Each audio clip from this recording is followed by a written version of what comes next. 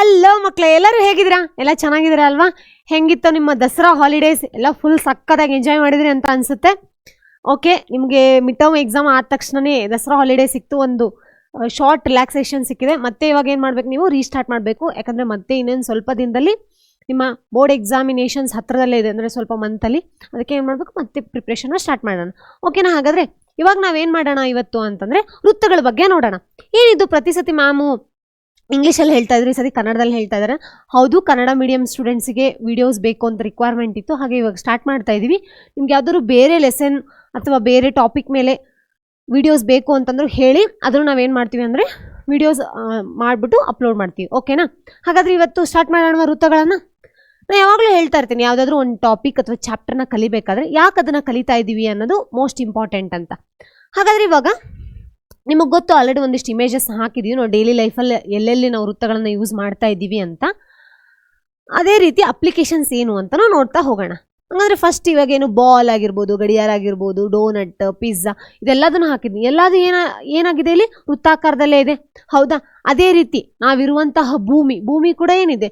ವೃತ್ತಾಕಾರದಲ್ಲೇ ಇದೆ.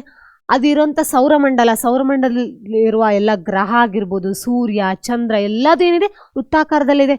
ನೋಡಿ, ನಾವು ಯೂಸ್ ಮಾಡೋಂಥ ಎಷ್ಟೋ ವಿಷಯದಲ್ಲಿ ಏನಿದೆ ಅಂತಂದರೆ ವೃತ್ತ ಅನ್ನೋದು ಸೇರಿಕೊಂಡಿದೆ. ಆಯಿತಾ? ನಮ್ಮ ಎಷ್ಟೋ ಅಂದರೆ ವಿಜ್ಞಾನ ಸಂಶೋಧನೆಯಲ್ಲಿ ಇದ್ರ ಮೇಲೆ ಎಷ್ಟೋ ಸಂಶೋಧನೆಗಳು ನಡೆದು ಹೋಗಿದೆ. ಆಯಿತಾ? ಅದ್ರ ಬಗ್ಗೆ ಹಾಗೆ ಮಾತಾಡ್ತಾ ಹೋಗೋಣ. ಹೌದು ಮೇಡಮ್, ಎಲ್ಲದರಲ್ಲೂ ಇದೆ, ಆದರೆ ಅದನ್ನ ಏನು ಕಲಿಬೇಕು ಅನ್ನೋದು ಇರುತ್ತೆ. ಇವಾಗ ನೀವು ಯಾರು ಕೇಳ್ತಾರೆ, ಏನದು ಭೂಮಿಯ ಸುತ್ತಳತೆ ಏನು ಅಂತ. ಹಾಗಾದರೆ ಅವಾಗ ಏನು ಮಾಡ್ತೀರಾ ನೀವು? ಅಳತೆ ಮಾಪನ ಹಿಡಿದು ಅಳತೆ ಮಾಡೋಕ್ಕಾಗುತ್ತಾ? ಇಲ್ಲ, ಮಾಡೋಕ್ಕಾಗಲ್ಲ. ಅವಾಗ ಏನು ಮಾಡ್ಬೋದು ಅಂದರೆ, ನೀವು ಈ ಒಂದು ವೃತ್ತಗಳ ಬಗ್ಗೆ ಗೊತ್ತಿತ್ತು ಅಂದರೆ ನೀವು ಆರಾಮಾಗಿ ಏನು ಮಾಡ್ಬೋದು ಅಂದರೆ ಹೇಳ್ಬೋದು ಅವ್ರಿಗೆ ಎಷ್ಟಿದೆ ಸುತ್ತಳತೆ ಅಂತ. ಭೂಮಿಯ ಸುತ್ತಳತೆ ಎಷ್ಟಿದೆ? ಹಾಗಾದರೆ 40,075 ಕಿಲೋಮೀಟ್ರ್ ಇದೆ. ಹಾಗಾದರೆ ನೀವು ಹಂಗಂತ ಹೇಳಿ ಅಳತೆ ಮಾಡೋಕ್ಕೆಲ್ಲ ಹೋಗ್ಬೇಡಿ, ಅದನ್ನು ಆಲ್ರೆಡಿ ಮಾಡಿದ್ದಾರೆ. ಅದು ಹೆಂಗೆ ಮಾಡಿದ್ದಾರೆ ಅಂದರೆ ಸುತ್ತಳತೆ ಸೂತ್ರನ ಯೂಸ್ ಮಾಡಿಬಿಟ್ಟು ಮಾಡಿದ್ದಾರೆ. ಆಯಿತಾ? ಹಾಗಾದರೆ ಇವಾಗ ನಾವು ನೋಡೋಣ ಏನು ಅಂತ, ವೃತ್ತಗಳು ಅಂದರೆ ಏನೇನು ಅಂತ. ಅದ್ರ ಟಾಪಿಕ್ಗೆ ಹೋಗೋಕ್ಕಿಂತ ಮುಂಚೆಗೆ ಒಂದು ಸ್ಮಾಲ್ ಕ್ವಶನ್ ಇದೆ, ನೋಡೋಣ ಯಾರು ಆನ್ಸರ್ ಮಾಡ್ತೀರಾ ಅಂತ. ಏನದು? ಪಿಜ್ಜಾ ಹಾಕಿದ್ದೀನಲ್ವ ಅಲ್ಲಿ ನಾನು, ಅದ್ರದ್ದು ಇಂಗ್ಲೀಷಲ್ಲಿ ನಾವು ಹೆಂಗಂತ ಬರಿತೀವಿ ಹೇಳಿ ಮಕ್ಕಳೇ? 1 ಸೆಕೆಂಡ್. ಓಕೆ, ಪಿಜ್ಜಾ, PIZZA ಅಂತ ಬರಿತೀವಲ್ಲ, ಪಿಜ್ಜಾ. ಏನಕ್ಕೆ ಅದನ್ನು PIZZA ಅಂತ ಬರಿತೀವಿ ಅನ್ನೋಕ್ಕೆ ರೀಸನ್ ಇದೆ. ಅದು ಈ ಒಂದು ಪಾಠಕ್ಕೆ ಸಂಬಂಧಪಟ್ಟಿದ್ದು, ಅಂದರೆ ವೃತ್ತದ ಪಾಠಕ್ಕೆ ಸಂಬಂಧಪಟ್ಟಿದ್ದು. ನೋಡೋಣ ಅದನ್ನು ಯಾರು ಕಂಡು ಹಿಡಿದು ಕಮೆಂಟ್ ಬಾಕ್ಸಲ್ಲಿ ತಿಳಿಸ್ತೀರಾ ಅಂತ. ಅದೇ ರೀತಿ ಇನ್ನೊಂದು ಕ್ವಶನ್ ಏನಂದರೆ, ನಾನು ಹೇಳಿದೆ ದಿನನಿತ್ಯ ಜೀವನದಲ್ಲಿ ನಾವು ವೃತ್ತನ ಯೂಸ್ ಮಾಡ್ತಾನೆ ಇರ್ತೀವಿ. ಅದೇ ರೀತಿ ವಾಹನದ ಚಕ್ರಗಳು ಕೂಡ ಏನಾಗಿರುತ್ತೆ ಹೇಳಿ? ವೃತ್ತದ ಆಕಾರದಲ್ಲೇ ಇರುತ್ತೆ. ಹಾಗಾದರೆ ಅವು ಎಲ್ಲ ಚಕ್ರಗಳು ಯಾಕೆ ವೃತ್ತಾಕಾರದಲ್ಲೇ ಇರಬೇಕು ಅನ್ನೋದಕ್ಕೂ ಒಂದು ರೀಸನ್ ಇದೆ. ಅದು ಏನು ಅಂತ ನೋಡಿ ಒಂದ್ಸತಿ ನೀವು ಕಮೆಂಟ್ ಬಾಕ್ಸಲ್ಲಿ ಹೇಳಿ. ಹಾಗೆ ಸುಮ್ಮನೆ ಎಲ್ಲ ಕಡೆ ಗೂಗಲೆಲ್ಲ ಮಾಡೋಕೆ ಹೋಗ್ಬಿಡಿ, ನೀವು ಒಂದ್ಸತಿ ಥಿಂಕ್ ಮಾಡಿ. ತುಂಬ ಬೇಸಿಕ್ ಇದೆ, ಅದನ್ನ ಥಿಂಕ್ ಮಾಡಿಬಿಟ್ಟು ಒಂದ್ಸತಿ ಕಮೆಂಟ್ ಬಾಕ್ಸಲ್ಲಿ ತಿಳಿಸಿ. ಆಯಿತಾ ಮಕ್ಕಳೇ? ಹಾಗಾದರೆ ನೆಕ್ಸ್ಟ್ ಇವಾಗ ನಾವು ನಿಮ್ಮ ಬೋರ್ಡ್ ಎಕ್ಸಾಮಿನೇಷನ್ ಪಾಯಿಂಟ್ ಆಫ್ ವ್ಯೂಯಿಂದ ನೋಡೋಣ. ನಿಮ್ಮ ಬೋರ್ಡ್ ಎಕ್ಸಾಮ್ ಪಾಯಿಂಟ್ ಆಫ್ ವ್ಯೂಯಿಂದ ಈ ಚಾಪ್ಟರಿಂದ 2 ರಿಂದ 3 ಮಾರ್ಕ್ ಬರುತ್ತೆ ವೃತ್ತಗಳಿಂದ. ಬರೀ 2-3 ಮಾರ್ಕ್ಸು ಅಥವಾ 4 ಮಾರ್ಕ್ಸ್ ಅಂತ ನೆಗ್ಲೆಕ್ಟ್ ಮಾಡಿಬಿಡಿ. ಇದಕ್ಕೆ ಸಂಬಂಧಪಟ್ಟಿದ್ದು ನೆಕ್ಸ್ಟ್ ಇನ್ನೊಂದು ಚಾಪ್ಟರ್ ಇದೆ. ಅದರಲ್ಲಿ ಏನಂದರೆ ಇಲ್ಲಿ ಅರ್ಥ ಆದರೆ ಮಾತ್ರ ಅಲ್ಲಿ ನೀವು ಕ್ಲಿಯರಾಗಿ ಅರ್ಥ ಆಗುತ್ತೆ. ಯಾಕಂದರೆ ಇಲ್ಲಿ ತುಂಬ ಬೇಸಿಕ್ಸ್ ಇದೆ. ಇದು ಅರ್ಥ ಆಗಿಬಿಟ್ರೆ ಅಲ್ಲಿ ನಿಮಗೆ ಟಫ್ ಅನ್ಸಲ್ಲ, ಇಲ್ಲಾಂದರೆ ಅಲ್ಲಿ ನಿಮಗೆ ಫುಲ್ ಕನ್ಫ್ಯೂಷನ್ ಆಗೋಕ್ಕೆ ಸ್ಟಾರ್ಟ್ ಆಗುತ್ತೆ. ಓಕೆನಾ? ಇವನ್ ನೀವು full out of out score ಮಾಡಬೇಕಾಗಿದ್ರೆ ಒಂದೊಂದು ಮಾರ್ಕ್ ಕೂಡ ತುಂಬಾ ಇಂಪಾರ್ಟೆಂಟ್ ಆಗುತ್ತೆ. ಹಾಗಾಗಿ ಯಾವುದನ್ನು ನೆಗ್ಲೆಕ್ಟ್ ಮಾಡೋಕ್ಕೆ ಹೋಗಬೇಡಿ ಮಕ್ಕಳೇ. ಆಯಿತಾ? ನೆಕ್ಸ್ಟ್ ಹಾಗಾದರೆ ಇವಾಗ ನಾವು ವೃತ್ತನ ನೋಡ್ತಾ ಹೋಗೋಣ. ಓಕೆ, ಡೈರೆಕ್ಟಾಗಿ ನಾವು ಚಾಪ್ಟರ್ಗೆ ಎಂಟ್ರಿ ಹಾಕಿದ ಮುಂಚೆ ಬೇಸಿಕ್ ಒಂದಿಷ್ಟು ಇಂಪಾರ್ಟೆಂಟ್ ಪಾಯಿಂಟ್ಸ್ ಅಥವಾ ಒಂದಿಷ್ಟು ವರ್ಡ್ಸ್ ಇರ್ತವಲ್ಲ, ಅವನ್ನ ನೆನ್ಪಿಟ್ಕೋಬೇಕು. ಇವಾಗ ವೃತ್ತ ಅಂತ ಬಂದಾಗ ಇದಿಷ್ಟು ಬರ್ತವೆ. ಏನದು ಅಂತಂದರೆ, ಹಾಗೆ ಒಂದು ಇದನ್ನು ತೊಗೊಂಡು ಹಾಕ್ತಾನೆ ನಿಮ್ಗೇನು ಮಾಡ್ತೀನಿ, ನಾನು ಎಕ್ಸ್ಪ್ಲೇನ್ ಮಾಡ್ತಾ ಹೋಗ್ತೀನಿ. ಏನದು? ಫಸ್ಟಿಗೆ ಏನಂತ ಬರ್ತೀನಿ ನಾನು? ತ್ರಿಜ್ಯ ಅಂತ ಬರ್ತೀನಿ. ಇದನ್ನು ಏನಂತ ಬರೀತಿ? ಕೇಂದ್ರ ಬಿಂದು ಅಂತ ತೊಗೋತೀನಿ. ಆಯಿತಾ? Centre point. ಅದು ತ್ರಿಜ್ಯ ಅಂದರೆ ಕೇಂದ್ರ ಬಿಂದುವಿನಿಂದ ಇಲ್ಲೊಂದು ಬಿಂದು, ಅಂದರೆ ವೃತ್ತದ ಮೇಲಿರೋ ಬಿಂದು ಇರೋದು, ಈ ದೂರಕ್ಕೆ ನಾವೇನಂತ ಕರಿತೀವಿ ಅಂದರೆ ರೇಡಿಯಸ್ ಅಂತ ಇಂಗ್ಲೀಷಲ್ಲಿ ಕರಿತೀವಿ, ಕನ್ನಡದಲ್ಲಿ ತ್ರಿಜ್ಯ ಅಂತ ಕರಿತೀವಿ. ಇದನ್ನು ನಾವೇನು ಮಾಡ್ಬೋದು? ಆರ್ ಅಥವಾ ಸ್ಮಾಲ್ ಆರ್ ಅಂತಲೂ ನಾವೇನು ಮಾಡ್ಬೋದು? ತೊಗೋಬೋದು. ಆಯಿತಾ? ಅದೇ ರೀತಿ ಒಂದು ರೇಖೆ ಎಲ್ಲಿಂದ? ವೃತ್ತದ ಒಂದು ಭಾಗದಿಂದ ಮತ್ತೊಂದು ಭಾಗ, ಅದು ಕೇಂದ್ರ ಬಿಂದುವಿನಿಂದ ಬಂತು ಅಂದರೆ ಇದಕ್ಕೆ ನಾವೇನಂತ ಕರಿತೀವಿ? ವ್ಯಾಸ ಅಂತ ಕರಿತೀವಿ. ಅದನ್ನೇನಂತ ಬರಿತೀವಿ? ಡಿ ಅಂತ ಸೂಚನೆ ಮಾಡ್ತೀವಿ. ಅದೇ ರೀತಿ ನೆಕ್ಸ್ಟ್ ಯಾವುದಿದೆ? ಜ ಅಂತ ಹೇಳ್ತೀವಿ. ಜ ಅಂದರೆ ಏನು? ಅದೇ ರೀತಿ ಇಲ್ಲಿ ನೋಡಿ, ಒಂದು ಬಿಂದು ಇಲ್ಲೊಂದು ಬಿಂದು ಇದೆ, ಎರಡನ್ನೂ ಇದನ್ನು ಕೂಡಿಸಿದಾಗ ಇದನ್ನು ನಾವೇನಂತ ಕರಿತೀವಿ ಅಂದರೆ ಕಾರ್ಡ್ ಅಂತ ಇಂಗ್ಲೀಷಲ್ಲಿ ಕರಿತೀವಿ, ಕನ್ನಡದಲ್ಲಿ ಜ ಅಂತ ಕರಿತೀವಿ. ಅರ್ಥ ಆಯ್ತಲ್ಲ ಮಕ್ಕಳೇ? ಇದೇ ರೀತಿ ಒಂದು ಸರಳ ರೇಖೆ ಒಂದು ವೃತ್ತವನ್ನು ಛೇದಿಸುವುದಕ್ಕೆ ಈ ಥರ ಛೇದಿಸ್ಕೊಂಡು ಹೋಗುತ್ತಲ್ಲ, ಇದಕ್ಕೇನಂತ ಕರಿತೀವಿ ನಾವು? ಛೇದಕ ಅಂತ ಕರಿತೀವಿ. ಇದಕ್ಕೇನಂತ ಕರಿತೀವಿ ನಾವು? ಛೇದಕ ಅಂತ ಕರಿತೀವಿ. ಅದೇ ರೀತಿ ನೆಕ್ಸ್ಟ್ ಏನು ಬರುತ್ತೆ? ಸ್ಪರ್ಶಕ ಅಂತ ಹೇಳ್ತೀವಿ. ಈಗ ಒಂದು ವೃತ್ತದ ಒಂದೇ ಒಂದು ಬಿಂದುವನ್ನು ಛೇದಿಸೋದು, ಇಲ್ಲೊಂದು ಬಿಂದು ಇದೆ ಅಂತ ತಗೊಳ್ಳೋಣ, ಇದನ್ನ ಮಾತ್ರ ನಾವು ಛೇದಿಸ್ಕೊಂಡು ಹೋಯ್ತು ಅಂದರೆ ಇದಕ್ಕೆ ನಾವೇನಂತ ಕರಿತೀವಿ? ಸ್ಪರ್ಶಕ ಅಂತ ಹೇಳ್ತೀವಿ. ಅರ್ಥ ಆಯ್ತಲ್ವ ಮಕ್ಕಳೇ? ನೆಕ್ಸ್ಟ್ ಏನು? ವೃತ್ತಖಂಡ. ಓಕೆ, ವೃತ್ತಖಂಡ ಅಂತ ಹೇಳೋಕ್ಕಿಂತ ಮುಂಚೆ ಕಂಸ ಅಂದರೆ ಅಂತ ಹೇಳ್ಬಿಡ್ತೀವಿ. ಇಲ್ಲಿದೆ ನೋಡಿ, ಕಂಸ, ಆರ್ಕ್ ಅಂತ ಕರಿತೀವಲ್ಲ, ಇಲ್ಲಿದೆ ಅಲ್ಲ, ಈ ಬಿಂದುವಿನಿಂದ ಈ ಬಿಂದು ಪೋರ್ಷನ್ ಏನಿದೆಲ್ಲ, ಅಂದರೆ ವಕ್ರರೇಖೆ ಥರ ಕರ್ವ್ ಇದೆಯಲ್ಲ, ಇದನ್ನು ನಾವೇನಂತ ಕರಿತೀವಿ? ಆರ್ಕ್, ಅಂದರೆ ಕಂಸ ಅಂತ ಕರಿತೀವಿ. ಅರ್ಥ ಆಯ್ತಲ್ವ? ಈ ಎರಡರ ಮಧ್ಯೆ ಅಂದರೆ ಕಂಸ ಮತ್ತು ಜಾ ಎರಡರ ಮಧ್ಯೆ ಇರುವ ಈ ಸ್ಪೇಸ್ ಇದೆ ಇದೆಲ್ಲ, ಇದಕ್ಕೆ ನಾವೇನಂತ ಕರಿತೀವಿ? ವೃತ್ತಖಂಡ ಅಂತ ಕರಿತೀವಿ. ಏನಂತ ಕರಿತೀವಿ ಮಕ್ಕಳೇ? ವೃತ್ತಖಂಡ ಅಂತ ಕರಿತೀವಿ. ನೆಕ್ಸ್ಟ್ ಏನು? ಅದೇ ರೀತಿ ಇಲ್ಲೊಂದಿದೆ ನೋಡಿ, 2 3 ಇಲ್ಲಿದೆಲ್ಲ, ಒಂದು ಈ ಕಡೆ ಒಂದು ಈ ಕಡೆ ಒಂದು, 2 ತ್ರಿಜ್ಯದ ಮಧ್ಯ ಇಲ್ಲಿ ಈ ಜಾಗ ಏನಿದೆಲ್ಲ, ಇದನ್ನ ಏನಂತ ಕರಿತೀವಿ ನಾವು? ಅಂದರೆ ತ್ರಿಜ್ಯಾಂತರ ಖಂಡ ಅಂತ ಕರಿತೀವಿ. ಏನಂತ ಕರಿತೀವಿ? ತ್ರಿಜ್ಯಾಂತರ ಖಂಡ ಅಂತ ಕರಿತೀವಿ. ಇಲ್ಲೆಲ್ಲದಕ್ಕೂ ನಾವು ಮುಂದೆ ಇಂಗ್ಲೀಷಲ್ಲಿ ಹಾಕಿದ್ದೀನಿ. ಏನಕ್ಕಂದರೆ ನೀವು ಹೈಯರ್ ಕ್ಲಾಸಿಗೆ ಹೋದಂಗಲ್ಲಿ ನಿಮ್ಗೆ ಏನಾಗಬೇಕು? ಇಂಗ್ಲೀಷ್ ವರ್ಡ್ಸ್ ಗೊತ್ತಿರಬೇಕು. ಅದಕ್ಕೆ ಏನು ಮಾಡಿ ಎರಡೂದ್ರಲ್ಲೂ ಹಾಕಿದ್ದೀನಿ, ನಿಮ್ಗೆ ಅರ್ಥ ಆಗಲಿ ಅಂತ. ನಿಮ್ಗೆ ಹೆಂಗಿದ್ರಿ ಇದೆಲ್ಲ 7ನೇ ಕ್ಲಾಸ್ 8ನೇ ಕ್ಲಾಸ್ 9ನೇ ಕ್ಲಾಸಲ್ಲೇ ಗೊತ್ತಿರುತ್ತೆ. ಜಸ್ಟ್ ಇವಾಗ ಒಂದು ಇಂಗ್ಲೀಷಲ್ಲಿ ನಿಮಗೆ ರಿಕ್ಯಾಪ್ ಸಿಗುತ್ತೆ. ಅರ್ಥ ಆಯ್ತಲ್ವ ಮಕ್ಕಳೇ? ಹಾಗಾದರೆ ಇದಿಷ್ಟು ಬೇಸಿಕ್ ಅರ್ಥ ಆಯ್ತಲ್ಲ. ಅದೇ ರೀತಿ ಒಂದಿಷ್ಟು ಬೇಸಿಕ್ ಏನಿದಾವೆ ಅಂದರೆ ಸೂತ್ರಗಳಿದಾವೆ. ಏನದು? ವಿಸ್ತೀರ್ಣ ಸೂತ್ರ, ಸುತ್ತಳತೆ ಸೂತ್ರ. ವಿಸ್ತೀರ್ಣ ಯಾವ್ದ್ರದ್ದು? ವೃತ್ತದ್ದಲ್ವಾ? ವೃತ್ತದ ವಿಸ್ತೀರ್ಣದ ಸೂತ್ರ ಏನು ಬರುತ್ತೆ? πr² ಅಂತ ಬರುತ್ತೆ. ಏನು ಬರುತ್ತೆ ಮಕ್ಕಳೇ? πr² ಅಂತ ಬರುತ್ತೆ. ಅದೇ ರೀತಿ ಸುತ್ತಳತೆ, ಅದನ್ನ ಏನಂತ ಕರಿತೀವಿ? ಸರ್ಕಂಫೆರೆನ್ಸ್ ಅಂತ ಕರಿತೀವಿ ಇಂಗ್ಲೀಷಲ್ಲಿ. ಸರ್ಕಂಫೆರೆನ್ಸ್ ಅದ್ರದ್ದು ಏನು ಬರುತ್ತೆ ಸೂತ್ರ? 2πr ಅಂತ ಹೇಳಿದೆ. ನಿಮ್ಗೆ ಅವಾಗಲೇ ಹೇಳಿದ್ನಲ್ಲ, ರೊಟ್ಟಿ ಅಥವಾ ಚಪಾತಿದು ಏನಾದರೂ ನೀವು ಕ್ಯಾಲ್ಕುಲೇಟ್ ಮಾಡಬೇಕಾಗಿತ್ತು ಅಂತಂದರೆ ಅವಾಗ ಏನು ಮಾಡ್ಬೋದು ನೀವು ಅಂದರೆ ಈ ಸೂತ್ರನ ಯೂಸ್ ಮಾಡ್ಬೋದು. ಅರ್ಥ ಆಯ್ತಲ್ವ ಮಕ್ಕಳೇ? ಅದೇ ರೀತಿ ಏಕಕೇಂದ್ರೀಯ ವೃತ್ತಗಳು ಅಂತ ಹೇಳ್ತೀವಿ. ಏಕಕೇಂದ್ರೀಯ ವೃತ್ತಗಳಂದ್ರೆ ಏನು? ಕಾನ್ಸೆಂಟ್ರಿಕ್ ಸರ್ಕಲ್ಸ್ ಅಂತ ಹೇಳ್ತೀವಿ. ಒಂದು ವೃತ್ತ, ಈಗ ಇಲ್ಲೊಂದು ವೃತ್ತ ಇದೆ, ಇಲ್ಲೊಂದು ವೃತ್ತ ಇದೆ, ಹೌದಾ? ಎರಡೂ ವೃತ್ತಕ್ಕೆ ಒಂದೇ ಒಂದು ಕೇಂದ್ರ ಬಿಂದು ಇತ್ತು, ಅಥವಾ 2 ಅಥವಾ 3 ಎಷ್ಟೇ, 2ಕ್ಕಿಂತ ಜಾಸ್ತಿ ಇರುವ ವೃತ್ತಗಳಿಗೆ ಬರೀ ಒಂದೇ ಒಂದು ಕೇಂದ್ರ ಬಿಂದು ಇತ್ತು ಅಂದರೆ ಅದಕ್ಕೆ ಏನಂತ ಕರಿತೀವಿ ನಾವು? ಕಾನ್ಸೆಂಟ್ರಿಕ್ ಸರ್ಕಲ್ಸ್ ಅಂತ ಕರಿತೀವಿ. ಏನಂತ ಕರಿತೀವಿ?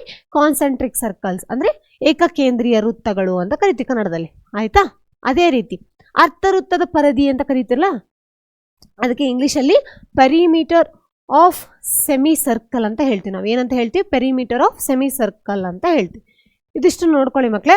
ಇದ್ರದ್ದು ಸೂತ್ರ ಏನಾಗುತ್ತೆ? πr + 2r ಅಂತ ಹೇಳ್ತೀವಿ. ನೋಡಿ ಎಷ್ಟು ಈಸಿ ಆಗಿದೆ ಅಲ್ವಾ? ಇದಿಷ್ಟು ಏನಂದ್ರೆ ಬೇಸಿಕ್. ಆಯ್ತಾ? ಇವೆಲ್ಲ ಬೇಸಿಕ್ ಸೂತ್ರಗಳು, ಇವನ್ನ ಒಂದ್ಸತಿ ನೆನ್ಪಿಟ್ಕೊಳ್ಳಿ.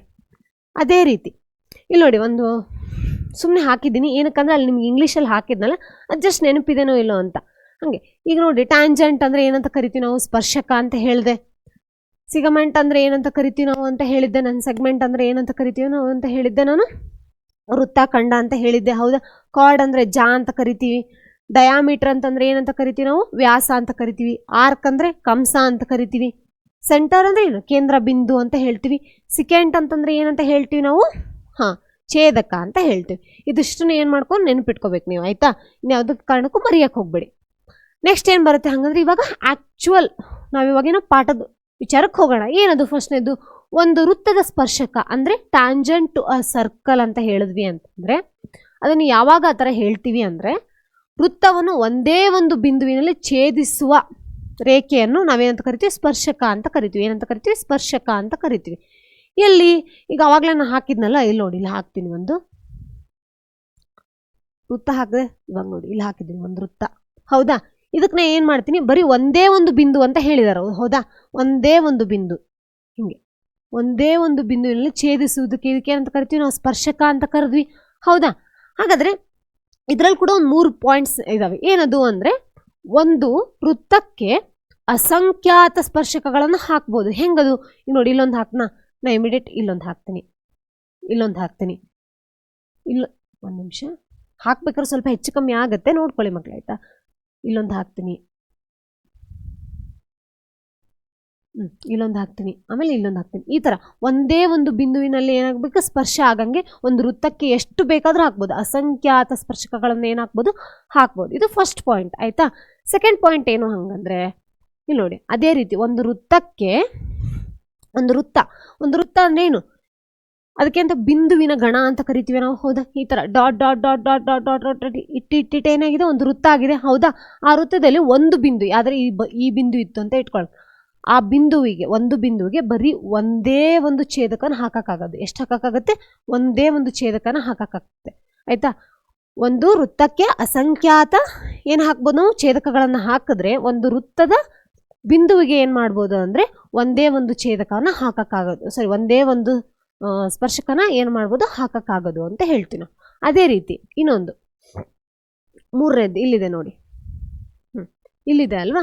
ಇದಕ್ಕೆ ನಾ ಏನು ಹೇಳ್ತೀನಿ, ಇಲ್ಲೊಂದು ಬಿಂದು ಇದೆ ಅಂತ ತಗೊಳ್ಳೋಣ. ಇದಕ್ಕೆ ಅಂತ ಕರಿತೀನಿ ಬಾಹ್ಯ ಬಿಂದು ಅಂತ ಹೇಳ್ತೀವಿ, ಹೌದಾ?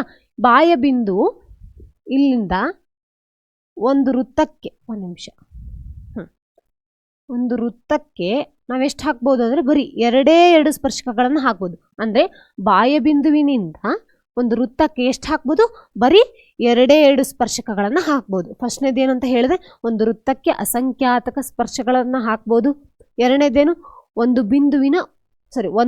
ವೃತ್ತದ ಒಂದು ಬಿಂದುವಿಗೆ ಬರೀ ಒಂದೇ ಸ್ಪರ್ಶಕಗಳನ್ನು ಹಾಕಕ್ಕಾಗೋದು. ಮೂರನೇದೇನೆಂದರೆ, ಒಂದು ಬಾಹ್ಯ ಬಿಂದು ಇತ್ತು ಅಂದರೆ ಅಲ್ಲಿಂದ ಒಂದು ವೃತ್ತಕ್ಕೆ ಬರೀ ಎರಡು ಸ್ಪರ್ಶಕಗಳನ್ನು ಹಾಕ್ಬೋದು ಅಂತ ಹೇಳ್ಬೋದು. ಇದು ಅರ್ಥ ಆಯ್ತಲ್ವ ಮಕ್ಕಳೇ? ಅದೇ ರೀತಿ ನೆಕ್ಸ್ಟ್ ಹೆಂಗಂದ್ರೆ ಏನು ಬರುತ್ತೆ, ಪ್ರಮೇಯ ಬರುತ್ತೆ. ಏನದು ಪ್ರಮೇಯ ನೋಡೋಣ. ಪ್ರಮೇಯ ಅಂತ ಹೋಗೋಕ್ಕಿಂತ ಮುಂಚೆ ಇಲ್ಲಿ ಏನಾಗುತ್ತೆ ಅಂದರೆ ಒಂದು 5 ಇಂಪಾರ್ಟೆಂಟ್ ಪಾಯಿಂಟ್ಸ್ ಬರುತ್ತೆ. ನೀವು ಯಾವುದೇ ಪ್ರಮೇಯ ಬರೆದ್ರು, ಇಲ್ಲೇ ಆಗಿರ್ಬೋದು, ಇಲ್ಲ ತ್ರಿಭುಜ ಅಲ್ಲಿದೆ ಅಲ್ಲ, ಅಲ್ಲಿ ಒಂದಿಷ್ಟು ಪ್ರಮೇಯ ಇದೆ, ಅಲ್ಲಿದ್ದಾಗಿರ್ಬೋದು, ಎಲ್ಲದರಲ್ಲಿ ಏನು ಇತ್ತು, ಒಂದಿಷ್ಟು ರೂಲ್ಸ್ ಇದೆ, ಒಂದು 5 ಬೇರೆ ಬೇರೆ ಬೇರೆ ಸ್ಟೆಪ್ಸ್ ಇದೆ, ಅದನ್ನ ನೀವು ಫಾಲೋ ಮಾಡಬೇಕು. ಏನದು ಫಸ್ಟ್ನದು ಪ್ರಮೇಯ ಅಂತ ಹೇಳಿದ್ವಲ್ಲ, ಅದಕ್ಕೆ ನಾವು ನೆಕ್ಸ್ಟ್ ಏನಿದೆ ಅಂತಂದರೆ ಇಲ್ಲಿ ಒಂದು ಲೈನ್ ಬರೆದಿದ್ದೀನಿ. ಇದಕ್ಕೆ ನಾವೇನಂತ ಕರಿತೀವಿ, ಹೇಳಿಕೆ ಅಂತ ಕರಿತೀವಿ. ಅದು ಕಂಪಲ್ಸರಿ ನೀವು ಬರೀಲೇಬೇಕು, ಏನು ಮಾಡಬೇಕು, ಬರೀಬೇಕು, ಓಕೆನಾ? ಅದೇ ರೀತಿ ನೆಕ್ಸ್ಟ್ ಏನಂದರೆ ದತ್ತ ಅಂತ ಕರಿತೀವಿ ನಾವು. ಏನಂತ ಕರಿತೀವಿ ಮಕ್ಕಳೇ? ದತ್ತ. ಅರ್ಥ ಆಯ್ತಲ್ವಾ? ಇದನ್ನು ನಾವು ಇಂಗ್ಲೀಷಲ್ಲಿ ಏನಂತ ಕೇಳ್ತೀವಿ, ಗಿವನ್ ಅಂತ ಬರ್ಕೋತೀವಿ ಅಥವಾ ಡಾಟಾ ಅಂತ ಬರ್ಕೋತೀವಿ, ಆಯಿತಾ? ಅದೇ ರೀತಿ ನೆಕ್ಸ್ಟ್ ಏನಂತ ಬರ್ಕೋತೀವಿ ನಾವು, ಸಾಧನೀಯ. ಎರಡನೇದೇನು, ಸಾಧನೀಯ ಅಂತ ಬರ್ಕೋತೀವಿ, ಹೌದಾ ಮಕ್ಕಳೇ? ಹಾಗಾಗಿ ನೆಕ್ಸ್ಟ್ ದತ್ತ ಆಯಿತು. ಇವಾಗ ಫಸ್ಟ್ನೇದು, ಎರಡನೇದೇನಾಯಿತು, ಸಾಧನೀಯ ಆಯಿತು. ಇನ್ನು ಮೂರನೇದೇನಂದ್ರೆ ರಚನೆ. ಏನದು? ರಚನೆ. ಇಂಗ್ಲೀಷಲ್ಲಿ ನಾವು ಕನ್ಸ್ಟ್ರಕ್ಷನ್ ಅಂತ ಕರಿತೀವಿ, ಆಯಿತಾ? ರಚನೆ ಅದನ್ನ ಬರ್ಕೋಬೇಕಾಯ್ತಾ? ನೆಕ್ಸ್ಟ್ ಲಾಸ್ಟ್ನೇದೇನು, ಸಾಧನೆ ಅಂದರೆ ಪ್ರೂಫ್ ಅಂತ ಹೇಳ್ತೀವಿ ನಾವು. ಫಸ್ಟ್ನೇದು ಏನಂತ ಹೇಳಿದೆ ನಾನು, ಹೇಳಿಕೆ ಅಂತ ಹೇಳಿದ್ದೆ, ಹೌದಾ? ಎರಡನೇದೇನು ದತ್ತ, ಮೂರನೇದೇನು ಸಾಧನೀಯ, ನಾಲ್ಕನೇದೇನು ರಚನೆ, ಐದನೇದೇನು ಸಾಧನೆ. ಇದೆಲ್ಲ ಬರ್ದು ನೀವು ಅಕಸ್ಮಾತ್ ಏನಾದರೂ ಚಿತ್ರ ಬರೀಲಿಲ್ಲ ಅಂದರೆ, ಇದಕ್ಕೆ ಸಂಬಂಧಪಟ್ಟದ್ದು ಚಿತ್ರ ಇರುತ್ತೆ, ಆದರೆ ನೀವು ಬರ್ದಿಲ್ಲ ಅಂದರೆ ಅವ್ರು ಏನು ಮಾಡ್ತಾರೆ, 0 ಮಾರ್ಕ್ಸ್ ಕೊಡ್ತಾರೆ, ಆಯ್ತು? ಚಿತ್ರನೂ ಏನಾಗುತ್ತೆ, ತುಂಬಾ ಇಂಪಾರ್ಟೆಂಟ್ ಆಗುತ್ತೆ. ಅಕಸ್ಮಾತ್ ನೀವು ಇದು ಯಾವುದು ಬರೀಲಿಲ್ಲ, ಬರೀ ಅದು ಮತ್ತು ಚಿತ್ರನ ಬರೆದ್ರೂ ಕೆಲವೊಂದ್ಸತಿ 2 ಮಾರ್ಕ್ಸ್ ಸಿಗುತ್ತೆ ನಿಮಗೆ, ಆಯಿತಾ? ಅದಕ್ಕೆ ನೀವೆಲ್ಲ ಬರೆಯೋಕ್ಕಿಂತ ಮುಂಚೆ ಇದನ್ನು ಬರೆದಿರೋ ಇಲ್ಲ ಅಂತ ಒಂದ್ಸತಿ ಕರೆಕ್ಟಾಗಿ ಚೆಕ್ ಮಾಡ್ಕೊಳ್ಳಿ, ಓಕೆನಾ? ಹಾಗಾದರೆ ಇವಾಗ ನಾ ಏನು ಮಾಡ್ತೀನಿ, ಒಂದು ಚಿತ್ರ ಹಾಕ್ಕೊಳ್ಳ, ಒಂದು ಸೆಕೆಂಡ್. ಇವಾಗ ಒಂದು ಹಾಕೋತೀನಿ ನಾನು, ಒಂದು ವೃತ್ತ ಹಾಕ್ಕೊಂಡೆ, ಹೌದಾ? ಅವ್ರು ಏನು ಹೇಳಿದಾರೆ, ವೃತ್ತದ ಮೇಲಿನ ಯಾವುದೇ ಒಂದು ಬಿಂದುವಿನಲ್ಲಿ ಎಳೆದ ಸ್ಪರ್ಶಕವು ಅಂತ ಹೇಳಿದೆ. ನಾನು ಇಲ್ಲೊಂದು ತಗೋತೀನಿ ಇವಾಗ ನಾನು, ಇಲ್ಲಿ, ಹೌದಾ? ಇಲ್ಲಿ ಕೇಂದ್ರ ಬಿಂದು ಇದೆ, ಇದಕ್ಕೆ ನಾವು ಓ ಅಂತ ಹೆಸರು ಕೊಟ್ಟಿರ್ತೀನಿ, ಆಯಿತಾ? ಈ ರೇಖೆ ಅಂದರೆ ಇಲ್ಲೇನು ಸ್ಪರ್ಶಕ ಇದೆಲ್ಲ, ಅದಕ್ಕೆ ನಾನು ಏನಂತ ಕೊಡ್ತೀನಿ ಅಂದರೆ AB ಅಂತ ಕೊಡ್ತೀನಿ ಹೆಸರನ್ನ. ಏನಂತ ಕೊಡ್ತೀನಿ? AB ಅಂತ ಕೊಡ್ತೀನಿ. ಇದು ಒಂದು ಬಿಂದುವಿನಲ್ಲಿ ಟಚ್ ಆಗ್ತಿದಲ್ಲ, ಇದಕ್ಕೆ ನಾನು ಏನು ಮಾಡ್ತೀನಿ, P ಅಂತ ಹೆಸರು ಕೊಡ್ತೀನಿ, ಹೌದಾ? ಅದಾದಮೇಲೆ ಇದೇನಾಗಿರುತ್ತೆ ಅಂದರೆ, ಓಕೆ, ಈ AB ಅನ್ನೋ ಸ್ಪರ್ಶಕನ ಎಳೆದಿದ್ದೀನಲ್ಲ, ಎಳೆದ ತ್ರಿಜ್ಯಕ್ಕೆ ಲಂಬವಾಗಿರುತ್ತೆ. ಅಂದರೆ ಅಕಸ್ಮಾತ್ ಇಲ್ಲಿಂದ ಈ ಪಾಯಿಂಟಿಗೆ ಏನಾದರೂ ತ್ರಿಜ್ಯ, ಒಂದು ಸೆಕೆಂಡ್,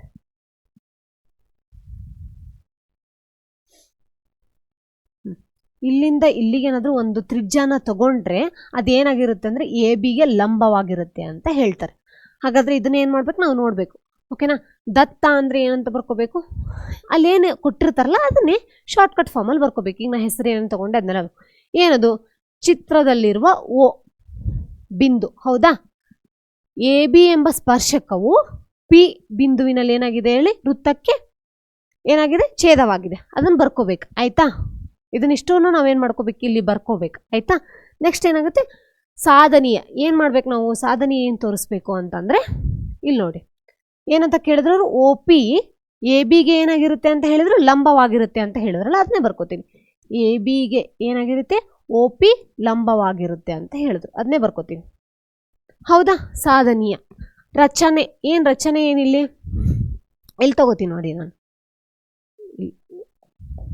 ಆಯಿತಾ. ಇಲ್ಲಿ ನಾನು ಏನು ಮಾಡ್ತೀನಿ, ಇದನ್ನು ಕ್ಯೂ ಅಂತ ತಗೋತೀನಿ. ಇಲ್ಲಿ ಇಲ್ಲೊಂದು ಪಾಯಿಂಟ್ ಆಗುತ್ತೆ, ಇದಕ್ಕೆ ಸಿ ಅಂತ ಹೆಸರು ಕೊಡ್ತೀನಿ, ಆಯಿತಾ.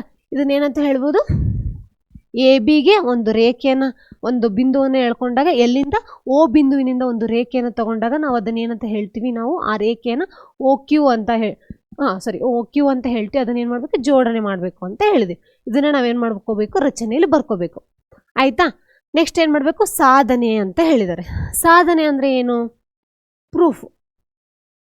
ಅವಾಗ ಏನು ಮಾಡೋದು, ಇವಾಗ ಈ ಸಾಧನೆಯಲ್ಲಿ ಇಲ್ಲಿ ಬರಿತೀನಿ ನೋಡಿ, ಏನದು ಎ ಬಿ ಅನ್ನೋದು, ಎ ಬಿ ಯು ಏನಾಗಿದೆ ಹೇಳಿ, ಎ ಬಿ ಯು ಏನಾಗಿದೆ, ಓ ವೃತ್ತದ ಸ್ಪರ್ಶಕವಾಗಿದೆ. ಏನಾಗಿದೆ, ಸ್ಪರ್ಶಕವಾಗಿದೆ, ಹೌದಾ. ಹಾಗಿದ್ರೆ ಏನಾಗುತ್ತೆ, ಓ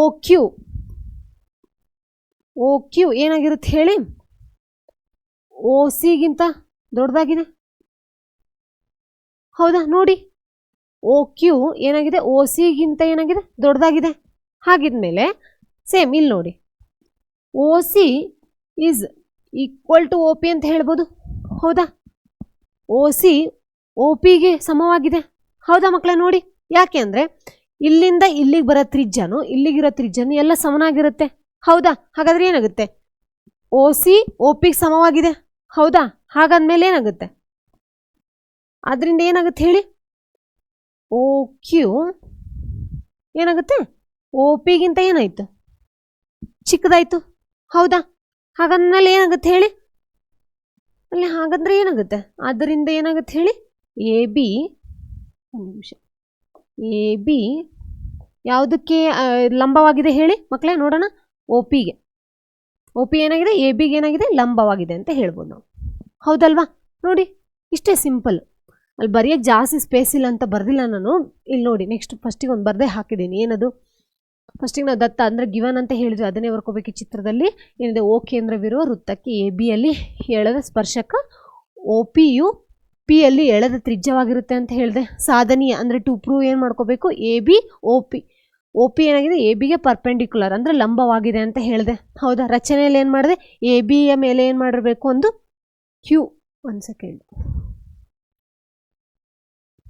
ಕ್ಯೂ ಬಿಂದುವನ್ನು ಗುರುತಿಸಿ ಆಮೇಲೆ ಓ ಕ್ಯೂನ ಏನು ಮಾಡಬೇಕು, ಸೇರಿಸ್ಬೇಕು ಅಂತ ಹೇಳಿದೆ, ಹೌದಾ. ಅದಾದಮೇಲೆ ಸಾಧನೆ ಏನದು, ಓ ಕ್ಯೂ ವೃತ್ತವನ್ನು ಸಿ ನಲ್ಲಿ ಛೇದಿಸಿದೆ, ಆಗ ಓ ಕ್ಯೂ ಏನಾಗಿರುತ್ತೆ, ಓ ಸಿಗಿಂತ ಏನಾಗಿದೆ, ದೊಡ್ಡದಾಗಿದೆ, ಹೌದಾ. ಆದರೆ ಓ ಸಿ ಮತ್ತು ಓ ಪಿ, ಈ ಓ ಸಿ ಇಲ್ಲಿ ಓ ಸಿ ಮತ್ತು ಓ ಪಿ ಸಮವಾಗಿದ್ದಕ್ಕೆ ಅಲ್ಲಿ ಲಾಸ್ಟಿಗೆ ಏನಾಗುತ್ತೆ, ಓ ಕ್ಯೂ ಅನ್ನೋದು ಓ ಪಿಗಿಂತ ಏನಾಗುತ್ತೆ, ದೊಡ್ಡದಾಗಿದೆ ಅಂತ ಹೇಳುತ್ತೆ. ಅಲ್ಲಿಗೆ ಆದ್ದರಿಂದ ಓ ಇಂದ ಎ ಬಿಗೆ ಎಳೆದಿರಬಹುದಾದ ಎಲ್ಲ ರೇಖೆಗಳು ಏನಾಗಿರುತ್ತೆ ಅಂದರೆ ಓ ಪಿಗಿಂತ ಚಿಕ್ಕದಾಗೇ ಇರುತ್ತೆ ಅಂತ ಹೇಳ್ತಾರೆ. ಅಲ್ಲಿಗೇನಾಯಿತು ಅಂತಂದರೆ ಲಾಸ್ಟಿಗೆ ಏನಾಗುತ್ತೆ ಹೇಳಿ ಮಕ್ಕಳೇ, ನೋಡೋಣ. A B O P A ಬಿಗೆ ಏನಾಗಿರುತ್ತೆ, ಪರ್ಪೆಂಡಿಕ್ಯುಲರ್ ಆಗಿರುತ್ತೆ ಅಂತ ಹೇಳ್ತೀನಿ, ಆಯಿತಾ. ಇದಿಷ್ಟೇ ಮಕ್ಕಳೇ, ನೋಡಿ ಅರ್ಥ ಆಯ್ತಲ್ವ ನಿಮಗೆ. ನೋಡಿ ಎಷ್ಟು ಈಸಿ ಇದೆ ಅಂತ. ಈ ಪಾಠ ನಿಮ್ಗೆ ಇಲ್ಲಿಗೆ ಇವತ್ತಿಗೆ ಮುಗಿಸೋಣ. ನಿಮ್ಗೆ ಏನಾದರೂ ಡೌಟ್ಸ್ ಇದ್ದರೆ ಒಂದ್ಸತಿ ಕಮೆಂಟ್ ಬಾಕ್ಸಲ್ಲಿ ತಿಳಿಸಿ. ಮತ್ತು ಬೇರೆ ನೆಕ್ಸ್ಟ್ ವೀಡಿಯೋದಲ್ಲಿ ನಾವೇನು ಮಾಡೋಣ ಅಂದರೆ ಅದ್ರ ಬಗ್ಗೆ ಡಿಸ್ಕಷನ್ ಮಾಡೋಣ. ನಾನು ಆವಾಗಲೇ ಹೇಳ್ದಂಗೂ ನಿಮ್ಗೆ ಯಾವ್ದಾದ್ರು ಬೇರೆ ಟಾಪಿಕ್ ಬಗ್ಗೆ ನಿಮ್ಗೆ ಗೊತ್ತಾಗಬೇಕಾಗಿತ್ತು ಅಥವಾ ತಿಳ್ಕೊಬೇಕಾಗಿತ್ತು ಅಂತಂದರೆ ನಾವೇನು ಮಾಡೋಣ ಅಂತಂದರೆ ನೀವು ನಮ್ಗೆ ತಿಳಿಸಿದ್ರೆ ನಾವು ಅದನ್ನು ಏನು ಮಾಡ್ತೀವಿ, ನೆಕ್ಸ್ಟ್ ಕ್ಲಾಸಸಲ್ಲಿ ಅದನ್ನು ತೊಗೊಂಡು ಎಕ್ಸ್ಪ್ಲೇನ್ ಮಾಡ್ತಾ ಹೋಗ್ತೀವಿ. ಅಥವಾ ನಿಮ್ಗೆ ಲೈವ್ ಕ್ಲಾಸ್ ಬೇಕಂತಂದ್ರೂ ಹೇಳಿ, ನಾವೇನು ಮಾಡೋಣ, ಲೈವ್ ಕ್ಲಾಸ್ ಕೂಡ ಏನು ಮಾಡೋಣ, ಸ್ಟಾರ್ಟ್ ಮಾಡೋಣ. ಓಕೆನಾ ಮಕ್ಕಳೇ, ಹಾಗಾದರೆ ಮತ್ತೆ ಸಿಗೋಣ. Okay, thank you, bye.